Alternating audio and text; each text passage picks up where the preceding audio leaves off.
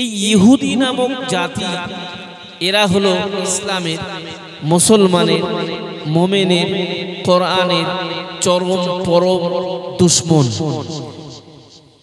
একেবারে ইসলামের সূচনা লগ্ন থেকে অদ্যাবধি আজও তা অব্যাহত। তাদের দুশমনী, তাদের দুশমনী কর্মকাণ্ড, কর্মসূচি আজও তারা বাস্তবায়নে সর্বচেষ্টা, প্রচেষ্টা, শক্তি, মেধা সব কিছু ব্যয় করে চলেছে।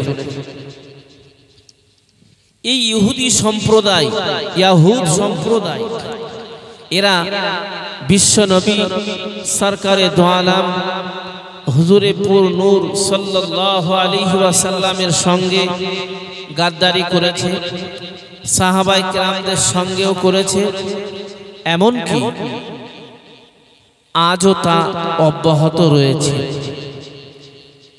ইহুদি এরা কিন্তু ওয়ার্ল্ডে, সমস্ত বিশ্বে সংখ্যায় খুব নগণ্য, বেশি এদের সংখ্যা না। একটা ধর্ম থেকে আর একটা ধর্ম মানুষ পরিবর্তন হয়, অনেক কিছু হতভাগা, কিন্তু কিছু কপাল ফাটা মুসলমান খুব স্বল্প সংখ্যক হলেও ইসলাম থেকে কনভার্ট হয়ে অন্য ধর্মে চলে যায়, ভিন্ন ধর্ম অবলম্বন করে। আবার কিছু ভিন্ন ধর্ম থেকে কনভার্ট হয়ে ইসলামের সুশীতল ছায়াতলে এসে তারা ইহকাল পরকালের জীবনকে ধন্য করে, আলোকিত করে। আর নাসারা বা খ্রিস্টানদের কথা তো বলাই লাগে না। এরা অর্থ দিয়ে, টাকা পয়সা দিয়ে মানুষকে নাসারা বা খ্রিস্টান বানানোর চেষ্টা করি। কিন্তু কোনো মানুষ কনভার্ট হয়ে ধর্ম পরিবর্তন করে ইহুদি হতে পারে না। একমাত্র যার মা ইহুদি সেই ইহুদি হতে পারে, অন্যথায় অন্য কেউ ভিন্ন ধর্মতে যে ইহুদি ধর্ম গ্রহণ করবে আর ইহুদি হয়ে যাবে, এটা তারা মেনে নেয় না। তো যাই হোক, এরা হলো একদম খুবই বর্বর একটা, ইসলামের জন্য খুবই চরম একটা দুশমন। অনেক বিস্তার কথা এদের সম্পর্কে। 2 নম্বর, যাদের সম্পর্কে আল্লাহ পাক রব্বুল আলামিন কোরআনুল কারীমে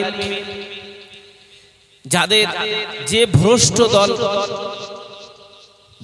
দলের ভ্রষ্ট মতবাদকে খণ্ডন করেছেন, সেটা হলো ওয়ান-নাসারা, তারা হলো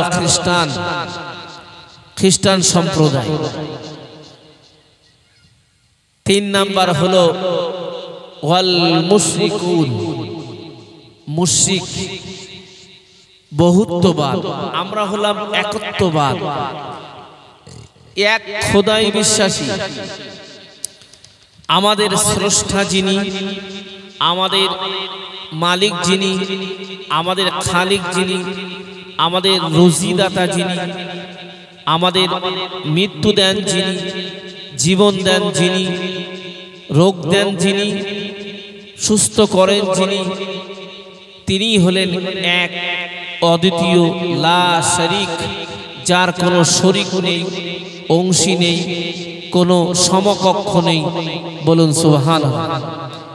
আমরা এই কথাই বিশ্বাসী, এই কথাই যারা বিশ্বাসী তারা হলো ঈমানদার, তারা হলো মুসলমান। আর যারা কর্মের দেবতা এক, বিদ্যার দেবতা এক, সূর্যর দেবতা আর এক, বৃষ্টির দেবতা এক, এইরকম ভাবে একাধিক দেবতাই যারা বিশ্বাসী তাদেরকে বলে বহুত্ববাদ। আরবি ভাষায় তাদেরকে বলা হয় মুশরিক। কোরআনুল কারীমে আল্লাহ পাক রব্বুল আলামিন এদের ভ্রান্ত মতবাদটাকেও খণ্ডন করেছেন। আমি এখানে আরেকটা কথা বলেই রাখি, কোরআনুল কারীম কি জন্য অবতীর্ণ হলো, কেন আল্লাহ রাব্বুল আলামিন পবিত্র গ্রন্থ কোরআন শরীফ লাওহে মাহফুজ থেকে, লাওহে মাহফুজ হলো সপ্তম আসমানে অবস্থিত আরশের ডান পাশে একটি জায়গা। লাওহে মাহফুজ হলো আরবি কথা, এর বাংলা হলো সংরক্ষিত ফলক। গোটা কোরআন শরীফকে আল্লাহ পাক রব্বুল আলামিন দুই জায়গাতে সংরক্ষণ করেছেন। এক নাম্বার হলো এই সপ্তম আসমানে আরশের ডান পাশে লাওহে মাহফুজে। দুই নাম্বার হলো আমরা যে আকাশটা দেখতে পাই এটাকে বলা হয় প্রথম আসমান, আরবিতে বলা হয় সামায়ে দুনিয়া। এই আসমানের একটা জায়গা রয়েছে, সম্মানিত একটা স্থান রয়েছে, যার নাম হলো বাইতুল ইজ্জাত। এই বাইতুল ইজ্জাতে আর লাওহে মাহফুজে, এই দুটো জায়গাতে আল্লাহ পাক রব্বুল আলামিন কোরআনুল কারীমকে সংরক্ষিত রেখেছেন। তো লাওহে মাহফুজ থেকে এই দুনিয়ার আসমানে বা বাইতুল ইজ্জাতে 610 খ্রিস্টাব্দে 24শে রমাদান রোজার মাসে লাইলাতুল কদরের রাত্রে আল্লাহ পাক রব্বুল আলামিন গোটা কোরআনুল কারীমকে প্রথম আসমানে বাইতুল ইজ্জাতে নাজিল করেছিলেন।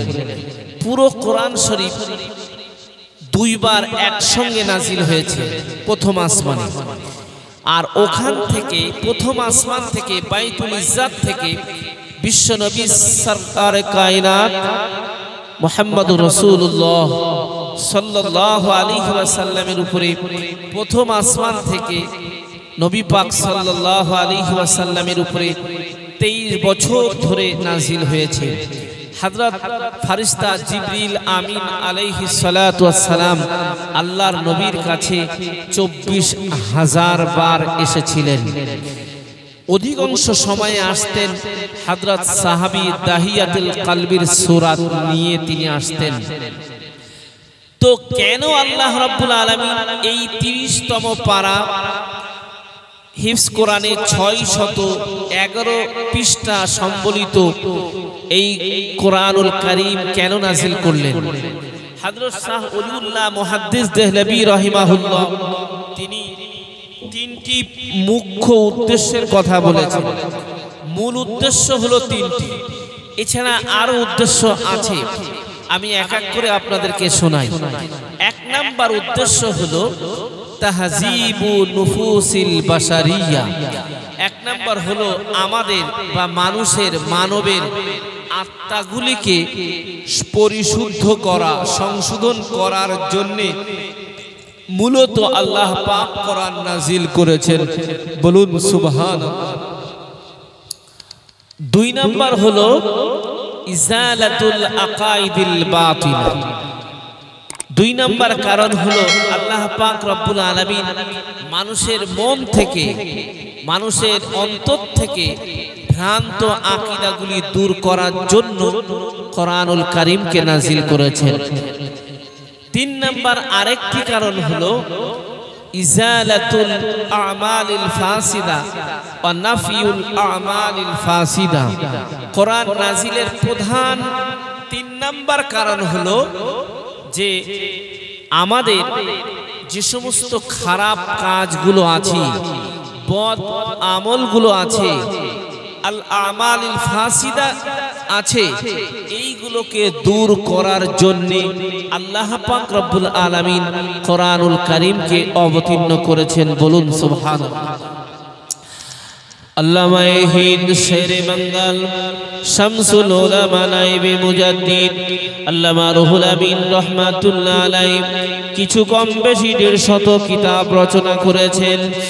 তার মধ্যে একটা উল্লেখযোগ্য কিতাব হলো, তার মধ্যে একটা বিশেষ উল্লেখযোগ্য কিতাব হলো মালফুজাতে সিদ্দিকিয়া বা তরিকত দর্পণ।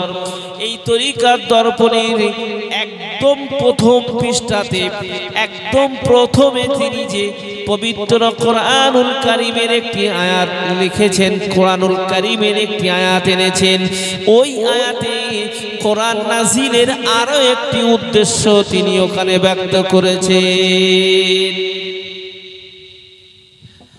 আল্লাহ পাক রব্বুল আলামিন ইরশাদ করেন, ওয়ানজালনা ইলাইকা যিকরা লিতুবাইয়িনা লিন-নাসি মা নুযিলা ইলাইহিম ওয়া লাআল্লাহুম ইয়াতাফাক্কারুন। আল্লাহ পাক রব্বুল আলামিন বলেন, ওয়ানজালনা আমি নাজিল করেছি, ইলাইকা হে রাসূল আমি আপনার প্রতি নাজিল করেছি, আয-যিকরা কোরআনুল কারীমকে নাজিল করেছি। কোরআনুল কারীমে কোরআন ছাড়া আরো 4টি নাম আল্লাহ পাক ইরশাদ করেছেন। 1 নাম্বার হলো ফুরকান, 2 নাম্বার হলো কিতাব, 3 নাম্বার হলো জিকির, 4 নাম্বার হলো তানজিল। কোরআন ছাড়া কোরআনের আরো 4টি নাম আল্লাহ রাব্বুল আলামিন কোরআনুল কারীমে ব্যবহার করেছেন। তার মধ্যে একটা হলো জিকির। আর কোরআন শব্দটি কোরআন শরীফে 61 বার এসেছে। আল-ফাউজুল কবির ফি উসুলেত তাফসীরের শরহ ব্যাখ্যা গ্রন্থে এসেছে। আল্লামা হিন্দ শেরে বাঙ্গাল শামসুল উলামা নায়েবে মুজাদ্দিদি আল্লামা রুহুল আমিন শাহ রাহমাতুল্লাহ আলাইহি এই আয়াতটা এনে তিনি তাফসীর থেকে ব্যাখ্যা করেছেন।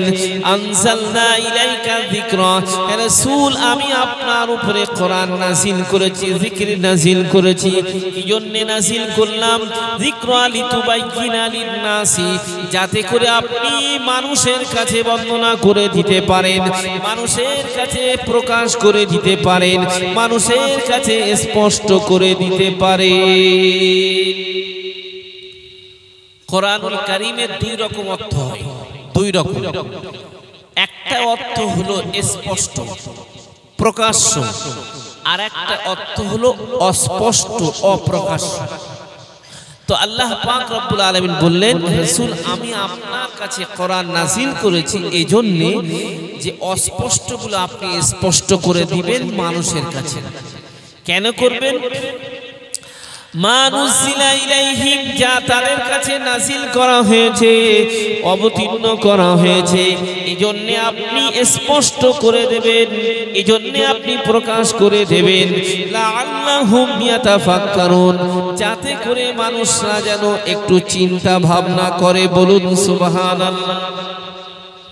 কোরআনুল কারীমের জ্ঞান আল্লাহ রাব্বুল আলামিন যাদেরকে দান করেছেন তারা অ্যাডভান্স আগাম কিছু বুঝতে পারে।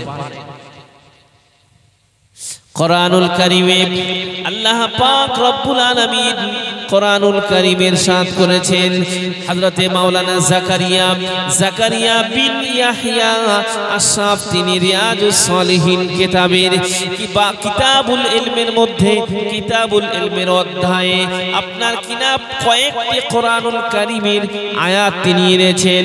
1 নাম্বার হলো রব্বি জিদনি ইলমা। কোরআনুল কারীমের 16তম পারা সূরাতুত তাহা 114 নাম্বার আয়াতে আল্লাহ রাব্বুল আলামিন বলছেন, হে রাসূল আপনি বলুন রব্বি জিদনি ইলমা, হে আল্লাহ আমার জ্ঞানকে আমাকে বাড়িয়ে দিন, আমার জ্ঞানটা আপনি বাড়িয়ে দিন। আরেকটা আয়াত এনেছেন আল্লাহ রাব্বুল আলামিন ইরশাদ করেছেন, হে রাসূল আপনি বলুন উল হাল ইস্তাবিল্লাযীনা ইয়ালামুনা ওয়াল্লাযীনা লা ইয়ালামুন, যারা জানে আর যারা জানে না, যারা জ্ঞানী আর যারা অজ্ঞানী দুজন কি সমান নয়? পরের আরো একটা আয়াত এনেছেন কোরআনুল কারীমের 22তম পারা সূরাতুল ফাতিরের আয়াত এনেছেন। আল্লাহ রাব্বুল আলামিন বলেন, ইন্নামা ইয়াখশাল্লাহা মিন ইবাদিহিল উলামা।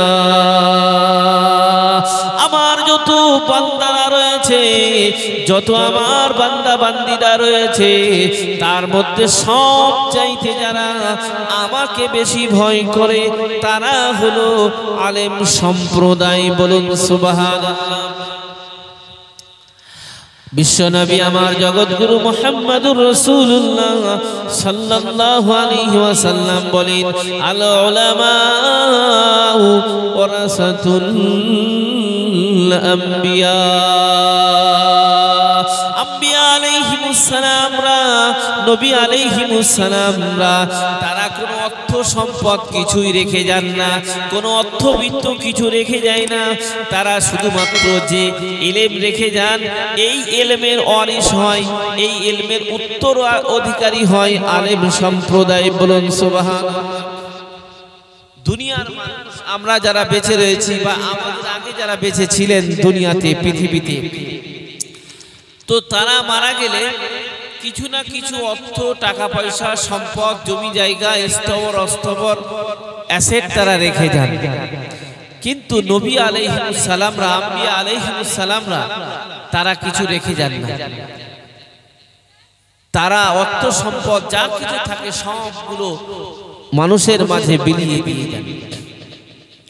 তাদের যে জ্ঞান থাকে, এই জ্ঞানের উত্তরাধিকারী আল্লাহ পাক করেন আলেম সম্প্রদায়।